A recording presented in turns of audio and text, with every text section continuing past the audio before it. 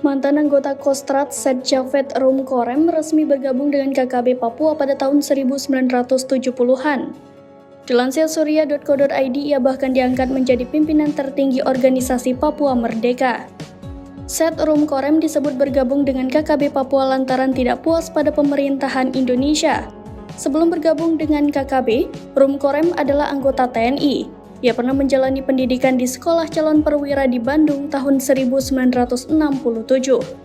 Ayah Rumkorem yakni Lukas Rumkorem diketahui menjabat sebagai mayor tituler TNI Angkatan Darat. Lukas dikenal sebagai tokoh yang ikut memperjuangkan Irian Barat menjadi bagian dari Republik Indonesia.